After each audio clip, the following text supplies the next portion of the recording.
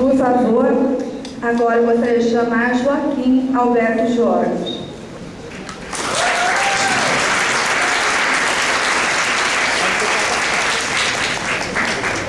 Psicólogo, especialista em psicoterapia psicanalítica pela Universidade de São Paulo, USP, professor da Universidade de Uberaba, Liuro. E também em nome da professora Marta, que embora não esteja presente, pelo convite, para estar aqui hoje participando dessa mesa. Quero dizer também que, apesar de ter aceito o convite para estar aqui, eu não me considero um grande estudioso de Winnicott. Eu sou um grande admirador de suas ideias, e peço desculpas antecipadas caso eu não consiga atingir o objetivo e as suas expectativas, e peço desculpas principalmente para quem não assistiu o filme, do qual eu vou me referir. Ao receber o convite em fevereiro deste ano, não tinha a menor ideia sobre qual o enfoque que eu daria sobre a essa conversa. Apenas sabia que o tema do colóquio seria sobre a teoria psicossomática de Winnicott. Coincidentemente, assisti Cisne Negro e, durante o filme, atento às coceiras nas costas de Nina Sayers, lembrei-me de uma citação de Winnicott em que ele diz: uma irritação insignificante na pele pode esconder uma despersonalização. Saí do cinema bastante impactado com o desfecho do filme, mas pensando na possibilidade de utilizá-lo na tentativa de compreender e explicar, assim, o que para esse autor representa a enfermidade psicossomática. A enfermidade no transtorno psicossomático, pois para ele a enfermidade não é o quadro clínico apresentado como resultado de uma patologia somática ou disfuncional, comumente considerada e tratada pela medicina tradicional. O Winnicott considera que a verdadeira enfermidade psicossomática consiste na persistência de uma cisão ou de dissociações múltiplas na organização do ego do paciente. Diante de tal conceituação, pensei na cisão sugerida no filme O Cisne Branco e o Cisne Negro, dançados pela mesma bailarina. Vale ressaltar que um antigo conto de fadas alemão serviu de inspiração a Tchaikovsky em 1876 para compor, encomendada pelo Teatro Bolshoi de Moscou, a peça em 3 atos, O Lago dos Cisnes, em que Odete, uma garota virgem, pura e doce, está presa no corpo de um cisne, o cisne branco. Ela deseja a liberdade, mas apenas o amor verdadeiro poderá desfazer o seu feitiço. Seu desejo é quase concedido na forma de um príncipe, mas antes que eles possam consumar o amor, a luxuriosa irmã gêmea Odília, o cisne negro, o envolve e o seduz. Devastado, o cisne branco se joga de um penhasco e morre, e na morte encontra a liberdade. Odília não teve a forma de um cisne negro na concepção original do compositor, e veio somente surgir nas apresentações de O Lago dos Cisnes na década de 40. Foi essa peça de Tchaikovsky que inspirou Aronofsky a produzir Black Swan, fielmente traduzido para o português como Cisne Negro. O filme é ambientado nos bastidores do New York City Ballet e gira em torno de uma bailarina que se vê diante da chance de interpretar o papel principal, a Rainha Cisne, em uma nova versão de O Lago dos Cisnes.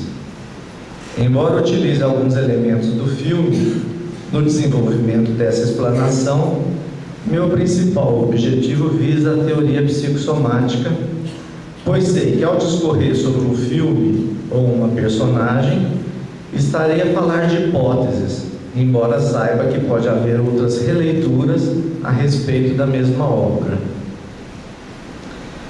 O filme me pareceu avassalador e angustiante, porque ao mesmo tempo em que seduz, ele também perturba quem assiste, porque mostra no desenrolar da trama a fragilidade da mente humana e o processo de desintegração da personagem. Ao acompanhar a desintegração de Nina, pensei no conceito de despersonalização, apoiado em Winnicott, para quem personalização significa a integração psicossomática, ou seja, quando a psique adquire a capacidade de habitar o soma. Tal integração começa imediatamente após o início da vida, pois todo bebê ao nascer traz consigo uma tendência à integração, uma tendência para construir o que o autor chama de unidade psicossomática ou personalização. Isto é, quando o indivíduo, na relação com a mãe, constrói uma identidade que tem um corpo que funciona, no qual e a partir do qual desenvolve uma personalidade que também funciona. De acordo com Winnicott, duas condições são necessárias no auxílio dessa integração. A primeira refere-se aos fatores internos e às experiências instintivas que colaboram nessa tarefa de auto-integrar-se. E a segunda tem a ver com que esse bebê necessita de uma mãe, que ela exerça a preocupação materna primária, ou em outras palavras, uma mãe que esteja disponível para as demandas do seu bebê na hora e forma que precisar. Uma mãe capaz de se envolver emocionalmente com ele e que, por meios dos cuidados com seu corpo e suas necessidades, ofereça-lhe experiências sensoriais e afetivas traduzidas em confiança e amor. Winnicott diz: é a experiência instintiva e a repetida e silenciosa experiência de estar sendo cuidado fisicamente que constroem gradualmente o que poderíamos chamar de personalização satisfatória. Caso isso ocorra, a psique e o soma encontram-se progressivamente envolvidos em um processo de mútuo interrelacionamento que auxilia a continuidade do desenvolvimento e assim o indivíduo tornar-se-á independente e capaz de cuidar de si mesmo. Porém, como diz o Winnicott, esta condição pertence a estágios posteriores do desenvolvimento emocional, estágios que deverão ser atingidos no devido tempo, no ritmo ditado pelas forças naturais que regem o desenvolvimento. Bom, o filme não mostra como foi o início da vida de Nina, mas me fez supor, e eu quero dizer, gente, que a partir de agora eu vou estar falando de suposições, né? O filme me fez supor que a Nina experimentou o processo inverso do que o Winnicott chama de integração.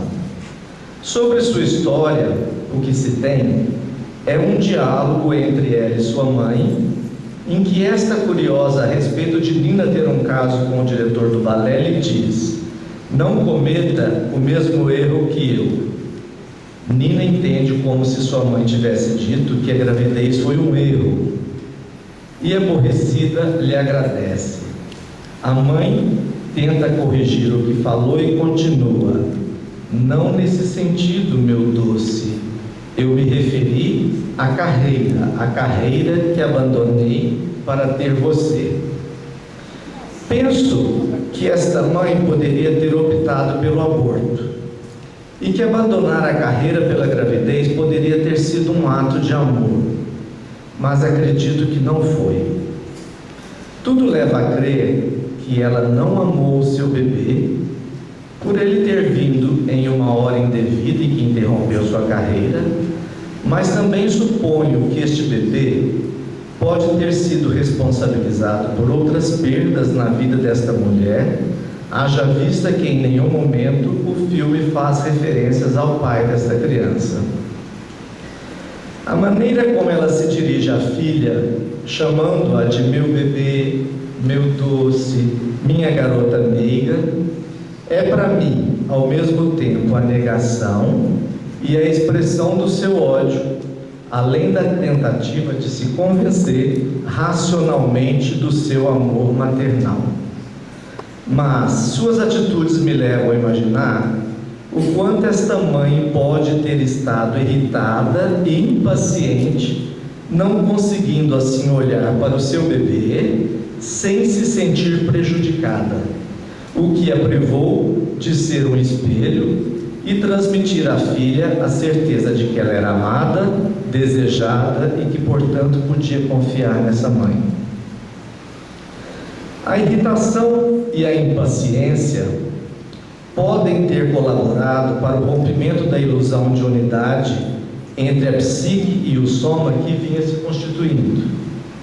Ilusão que é necessária para o estabelecimento dos alicerces no desenvolvimento emocional e ou da personalidade. Com isso, a Nina bebê provavelmente não pôde vivenciar a experiência de relaxamento e tranquilidade em um ambiente sustentador. Pelo contrário, deve ter experimentado uma ansiedade inimaginável com a perda dessa ilusão de unidade. E o estado de não integração psicossomática, que deveria ter sido gradualmente integrado, fracassou. E diante deste sentimento, o bebê pode ter estabelecido uma defesa contra esta ansiedade, tentando evitar sua repetição, pois essas experiências de fracasso da integração representam uma ameaça de aniquilamento e por isso ele pode ter necessitado de uma organização defensiva, a cisão e os vários tipos de dissociação que o defenderiam de uma nova tentativa de integração, porque esta havia se tornado perigosa e ele então precisaria manter-se desintegrado e atento contra o risco da possibilidade dela acontecer. Um sintoma físico, uma dor ou uma irritação na pele, servirá de alerta para este bebê se lembrar do perigo da integração, demarcando assim um território para impedir invasões e formar uma barreira de proteção contra o não eu, substituindo a que a mãe não foi capaz de oferecer por meio dos cuidados com seu corpo, por estar se sentindo prejudicada e também por não estar disponível para olhar para este bebê e perceber quais eram suas reais necessidades e vontades. Desta forma, esta mãe impôs a este bebê sua vontade, levando-a a uma intensa e traumática submissão. Bom, por tudo isso é fácil imaginar que a escolha pelo balé não foi de Nina, e sim da mãe, que a levou por um caminho previamente traçado, na tentativa de recuperar o que perdeu. O que fica evidente em uma fala quando a mãe diz: lembra-se de quando tudo começou? Se eu não a tivesse levado para as aulas, você teria ficado perdidinha. Assim posso compreender que esta era uma vontade da mãe e não da filha, o que contribuiu para que Nina continuasse na vida perdidinha. Essa mãe não conseguiu contribuir para que ela atingisse o estado do eu sou no processo integrador, e em seu lugar a filha apresentou um falso eu ou um eu submisso às expectativas desta mãe. Para o Winnicott, é o significado do eu sou que é alterado pela dissociação psicossomática. Por isso, suponho que estar perdidinha possa significar estar desintegrada, despersonalizada. O que me faz lembrar uma cena do filme em que o diretor do balé, no ensaio, diz: Nina, você parece morta. Sua movimentação está frígida. Em seguida, pergunta a um dos bailarinos se ele transaria com Nina. E diante da negativa, ele se altera e diz: ninguém transaria com você, mostrando como ela era desvitalizada. Creio ser importante aqui salientar que, segundo Winnicott, e essa é a grande diferença, né? O termo psicossomático nem sempre está associado a doenças, como é do senso comum associado. Ele fala de integração psicossomática e de enfermidade psicossomática. Os conceitos de não integração e integração psicossomática referem-se à saúde, enquanto o conceito de desintegração é que se associa à doença. Segundo o mesmo autor, o termo psicossomático é necessário porque não existe outro mais simples e apropriado para a descrição de certos quadros clínicos. Ao se referir a essa palavra, ele faz uma observação interessante, pois na língua inglesa ela é separada por um hífen, que pode unir ou separar. Na integração ou personalização, o hífen une. Na desintegração, caracteriza a cisão. E é essa cisão que eu relaciono à despersonalização de Nina. De acordo com Winnicott, a enfermidade psicossomática é o negativo de um positivo, considerando este último como a tendência herdada para a integração, que se caracteriza pela identidade experiencial da psique com a totalidade do funcionamento somático, sendo então seu correspondente negativo a própria cisão, ou seja, quando o indivíduo apresenta uma debilidade de vinculação entre a psique e o soma. Portanto, ele nos mostra que a cisão é um fenômeno regressivo, organizado a partir de um ego fragilizado, supostamente devido a uma maternagem não suficientemente boa, uma vez que essa mãe deixou seu bebê sem os elementos essenciais para o funcionamento dos processos maturacionais.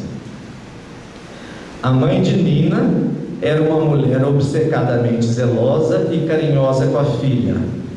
Cuidava de sua alimentação, fazia-lhe elogios, ajudava a se despir, a se vestir, a ir para a cama, mas impunha-lhe suas vontades e a mantinha aprisionada num quarto infantilizado, decorado com bichinhos de pelúcia, bonecas e caixinha de música.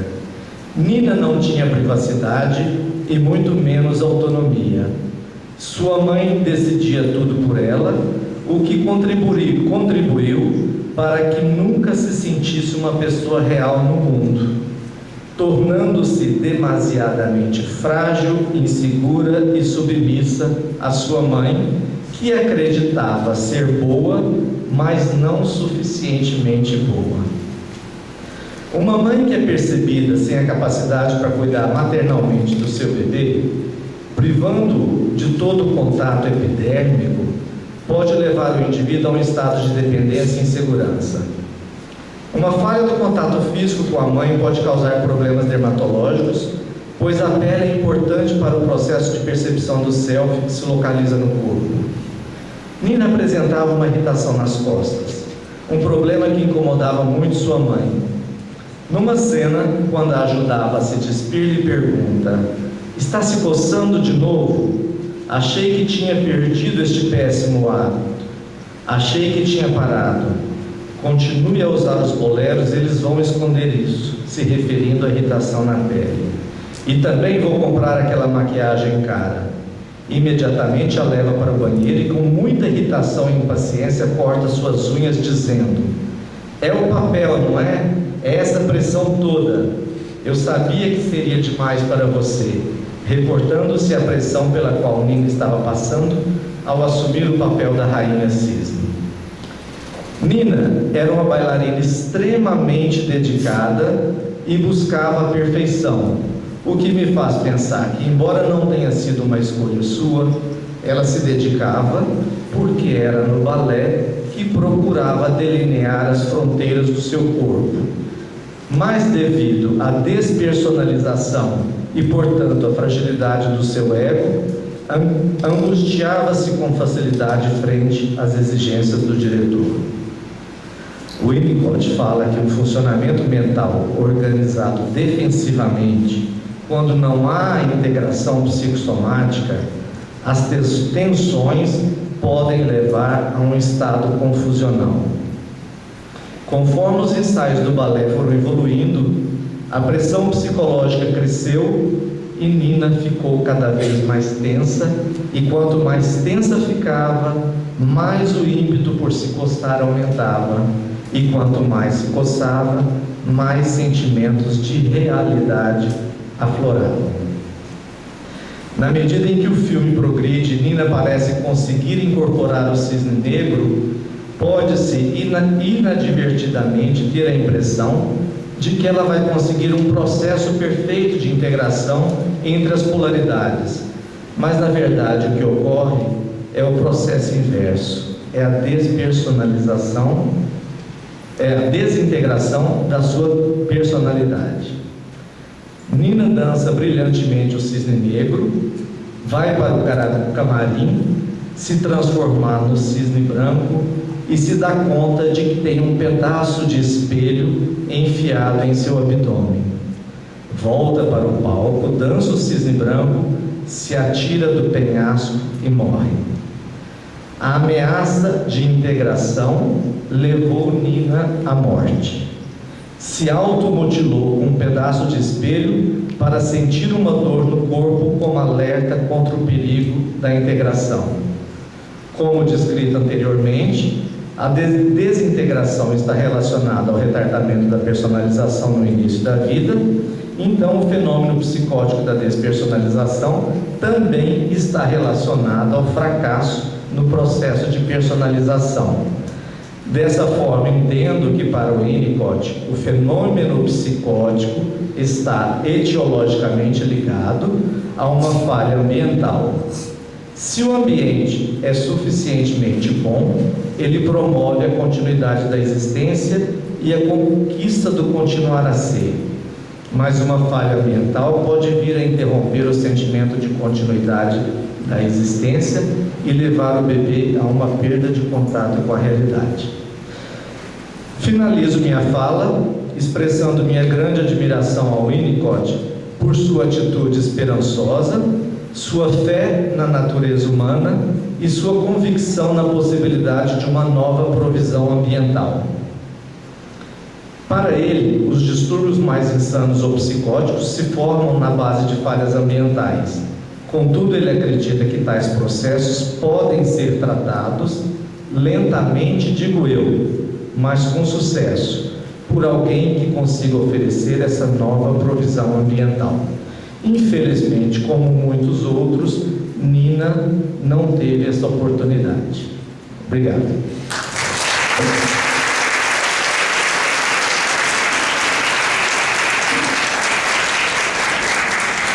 Obrigada, Joaquim. Agora vamos abrir para o debate. Por favor, quem tem perguntas?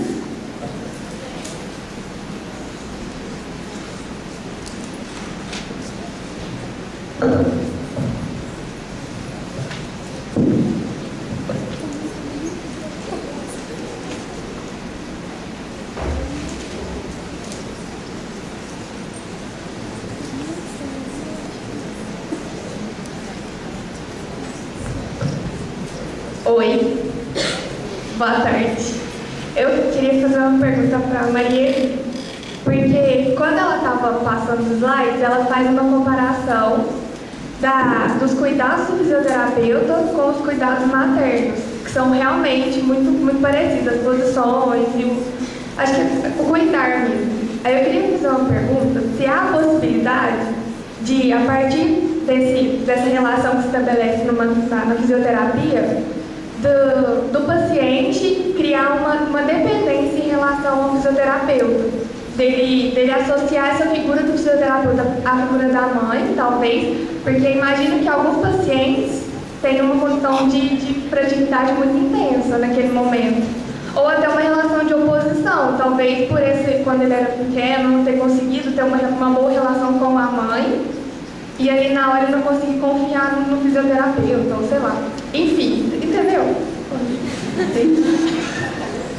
Então, me ouvindo?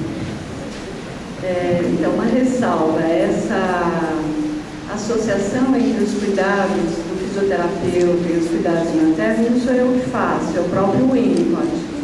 E ele também diz nesse artigo Fisioterapia em Relações Humanas que a transferência que acontece na análise, que é usada pelo psicanalista no processo analítico, ele fala, também precisa ser aceito, respeitado e desfeito pelo fisioterapeuta. Então, o fisioterapeuta ele vai receber uma quantidade de amor e ódio, assim, né?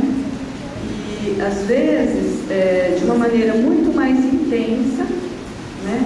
E mais, vamos dizer, porque, às vezes, quando o paciente está na análise, ele se defende um pouco. E numa relação corporal não verbal, essa dependência ela entra e pega de surpresa, às vezes, o fisioterapeuta e o paciente. Então, foi em função da observação desses fenômenos que eu, educadora física e fisioterapeuta, fui buscar ajuda na psicanálise winnicottiana, né? E continuo fazendo um papel de fisioterapeuta, quer dizer, a gente não precisa sair desse lugar. Mas quanto mais o fisioterapeuta conhece, né, dessas intercorrências, mais ele vai ter maturidade, né, e força para sustentar essa relação. E não fomentar uma dependência patológica. Né? Porque eu trabalho dentro de uma linha que se chama ginástica holística, criada por uma médica alemã que era também psicanalista. E ela faz uma correlação entre o trabalho de corpo e a psicanálise. Né? E em função disso, ela diz o seguinte, que o trabalho ele tem que respeitar 3 níveis, o trabalho da fisioterapia: o terapêutico, o educativo e o preventivo. Quer dizer, a gente vai preparando, e eu faço, aí eu, Marília, eu fiz uma associação disso com as fases de dependência absoluta, dependência relativa e depois autonomia. Você vai preparando o paciente para se desvincular. Né? A gente não cai na armadilha da dependência. Não sei se eu tive respondido. Bom, eu queria felicitar a mesa, a Maria Emília e a Joaquim pelo trabalho, realmente muito sugerentes e criativos, né? Não dá para fazer comentários dois, mas eu gostei muito do trabalho de Maria Emília nessa correlação com o pensamento de Winnicott, né? Sobretudo no assunto do relaxamento, é um grande ponto. Mas eu queria me centrar mais no aporte de Joaquim em torno do cisne negro, felicitar a sua sensibilidade, né? E humildade também que você fala em torno ao conhecimento ou não sobre Winnicott. Mas eu queria colocar também um ponto um pouco polêmico no assunto do filme. Por quê? Porque uma obra de arte tem que ter esse impacto emocional, estético, e abrir uma polissemia, diferentes interpretações. Aí está o efeito criativo na obra, né? E eu não vejo tanto a situação do cisne negro como é uma parte, se ameaça de despersonalização, mas eu acho que para mim é impossível não deixar um pouquinho de lado Winnicott e pensar em Freud, porque essa polaridade me faz pensar muito no dualismo pulsional. Como não pensar o cisne negro sem pensar na pulsão de morte? Mas é um problema, porque Winnicott não acredita na pulsão de morte, né? Então, eu acho que aqui tem um ponto interessante nesta polissemia de pensar que um ponto que acho muito interessante: qual é a função do pai no processo de personalização de uma criança? Porque o grande ausente da história dessa mulher é o pai, e o terceiro. O terceiro está representado pelo diretor da companhia, que ele tem uma função de sedução violenta. Winnicott fala da mãe que é intrusiva, mas o filme mostra um pai intrusivo. E qual é o papel do pai intrusivo na personalização da criança? Eu penso que o processo de personalização, que é eterno e interminável, se completa com a presença do pai, pela forma que tem o pai de apresentar o corpo também para a menina. Sempre e quando não tenha uma infiltração do desejo incestuoso, que é o símbolo do diretor da companhia, né? E finalmente eu penso que, por isso eu faço esta pergunta: qual é o papel do pai no processo da personalização? E segundo, eu acho que um filme maravilhoso, né? Maravilhoso, muito impactante. Mas eu penso também que o final onde ela se coloca, se suicida, né? No sentido de cortar-se com o espelho na barriga, faz parte do mandato transgeneracional da mãe. Você, quando estou na minha barriga, se acabou minha carreira. Então você se vai matar também a sua barriga. Para mim, que é uma mensagem inconsciente da mãe, que ela ficou aí. E você, e acho também que a parte maravilhosa do filme, quando ela começa a sua alucinação, quando entra no quarto que tem todas as pinturas da mãe, a mãe que fez só autorretratos, é incrível, uma coisa maravilhosa para mostrar a armadilha de uma relação dual. Porque o fracasso ambiental também é uma armadilha de uma relação dual, narcísica, que não abre ao terceiro. E isso faz parte também da loucura do paciente.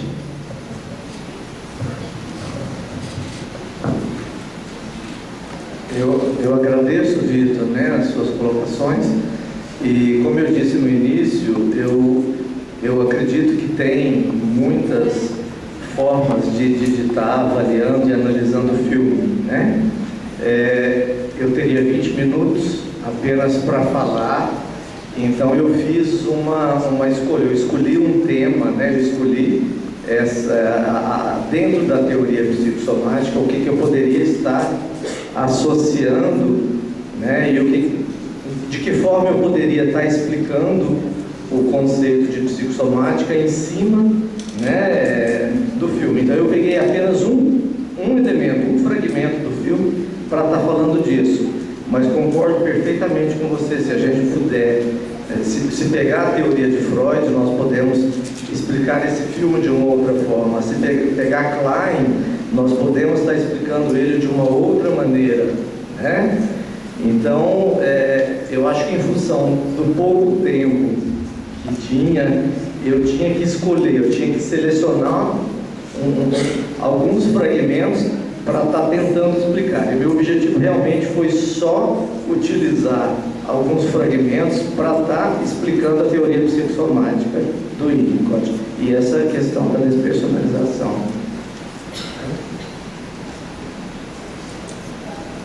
Mais alguém? Oi, primeiro parabéns. E minha pergunta é para o Joaquim sobre o filme Cisne Negro. Eu não entendi a relação da Nina com a mãe em duas cenas do filme. Que quando o professor de balé diz a ela que ela é muito triste e pergunta se ela já se tocou, daí ela decide se masturbar. Ao chegar no seu quarto e tenta, né? Ela olha para o lado e sua mãe está dormindo na poltrona. Daí na hora ela leva um susto e ao mesmo tempo mostra respeito, que ela cobre o rosto com a coberta. E após a outra cena, ela sai com aquela garota e até ela imagina que as duas ficaram. E ela é muito agressiva com a mãe. Então eu não entendi essa contradição de ao mesmo tempo ter o respeito, de ter a vergonha ao se masturbar. Na outra fase já é agressiva, já quer ter o orgasmo, já tem a atração pela outra garota. Então essa relação dela com a mãe ficou muito confusa para mim. Pareceu muito psicológico também. Acho que foi criação dela, tudo isso. Bom, eu acredito que essa cena da masturbação de Nina, ela ocorre justamente após a situação em que o diretor diz para ela que ela é morta e que ninguém transaria com ela, né? E ele passa para ela como lição para casa que ela se masturbe. Eu acredito que essa lição para casa seria como se ele estivesse dizendo a ela a necessidade que ela tinha de se relacionar com o próprio corpo, né? Então, o masturbar-se, eu acredito que teria essa ideia, como se ele estivesse dizendo: olha, você, né, não está localizado, você não consegue perceber seu corpo, você precisa, né, se tocar, você precisa descobrir que você tem um corpo, né? E é lógico que ela vai para casa, né, e ela tenta fazer essa lição de casa, né? E só que quando ela se depara, a mãe está deitada. Como eu disse, ela não tinha privacidade, ela não tinha autonomia, a porta do quarto dela não tinha chaves, a mãe entrava e saía. Então ela não tinha, inclusive,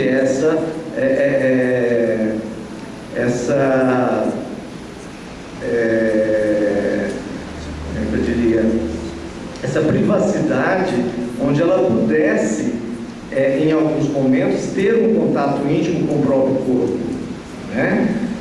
Agora, quanto à questão da amiga que ela sai, vai para a boate, toma êxtase, né? Eu acredito que tudo tem a ver com a droga, tem a ver com o êxtase e tem a ver também com o sentimento de realidade que ela já vinha se apresentando, né?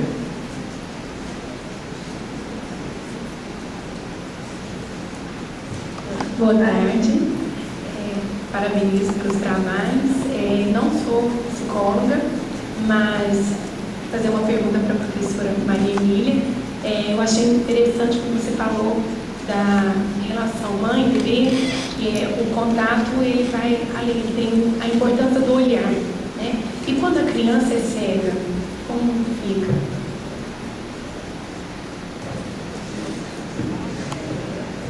Essa é uma pergunta que acho que a Gabriela podia responder melhor, não vou te colocar aqui. Mas o Winnicott, ele acho que em algum momento ele coloca quando ele está falando sobre o contato, ele fala que na criança que não tem outras formas, né, de contato. Eu acho que o olhar é muito forte. Para quem tem a visão, o olhar, ele inclusive gasta uma energia muito grande. Por que em alguns trabalhos de corpo ou de concentração se pede para fechar os olhos? Porque mesmo que você esteja deitado, olhando para o teto, só o fato dos olhos na retina estar recebendo luz, aquilo já é muita informação, né? E o Vitor mesmo falou essa questão do olhar, da atenção, que a criança, né, olha, a mãe acompanha o olhar da criança. Quer dizer, para quem tem visão, o olhar é fundamental no contato. Agora, uma criança deficiente visual é a audição, né? Mesmo naquele filme a gente viu a voz da mãe, tem audição, tem um contato sinestésico. Então, quando no meu trabalho eu quero que a pessoa se dê mais conta do seu equilíbrio vestibular, da sua percepção sinestésica, eu peço justamente para tirar a visão, né?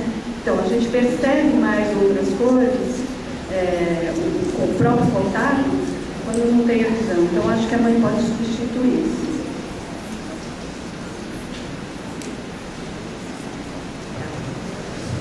Então,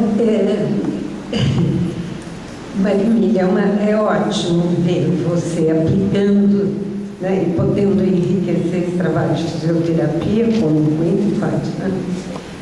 Eu só ia te lembrar uma coisinha que me sugeriu no final. É bonito aquele questão de que não adianta explicar para o paciente, né? Aí eu lembrei que tem um trechinho no começo do transtorno psicossomático, no artigo, onde o Winnicott diz que está com medo que uma paciente dele leia aquele artigo e que a questão não é o sigilo, que a questão é evitar que ela compreenda a coisa antes de fazer a experiência. Então, acho que isso cai muito bem nesse pedacinho que você levanta, porque eu acho que vai nessa mesma direção. Perfeito, né? é isso. Acho que vai nessa direção, isso é bom. Bom, não, eu não acabei, agora eu vou falar. Um minutinho. Bom, Joaquim, você disse que não era um vinho cotiano, mas eu tenho que dizer que parece. Pronto. Se não, você enganou bem. Né? Muito bem, acho que foi ótimo, você fez uma excelente apresentação. Eu também queria te sugerir uma ideia para depois a gente até poder discutir. Porque, é claro, um filme vem junto à cabeça do diretor e lá sei eu o que passa na cabeça do diretor.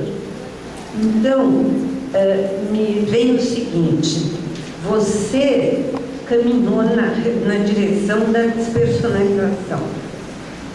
A mim, quando assisti o filme, me pareceu, mas eu agora vou reassistir o filme a partir das suas hipóteses para olhar melhor. Mas também não é muito diferente. Me sugeriu que essa moça foi para o balé no mesmo sentido de que ela faz a lição de casa do diretor. Então, eu diria que, de fato, ela acabou se constituindo por uma mãe altamente diretiva, orientadora, intrusiva. Ela foi consertar a vida da mãe, ela foi fazer o sonho que a mãe tinha para si mesma, ela seguiu uma instrução. Inclusive, talvez por isso, ela fosse perfeccionista, porque ela não encarnou, ela tinha habilidade, ela tinha as possibilidades, mas ela não fez disso uma coisa própria, que ela vivesse com um certo entusiasmo. Provavelmente por causa da despersonalização. Não tenho, acho que quanto a isso, você tem razão, tem esse aspecto. Mas aí tem uma questão do falso si mesmo, né? E que eu acho que é importante. Essa questão não foi tratada pela psicanálise tradicional.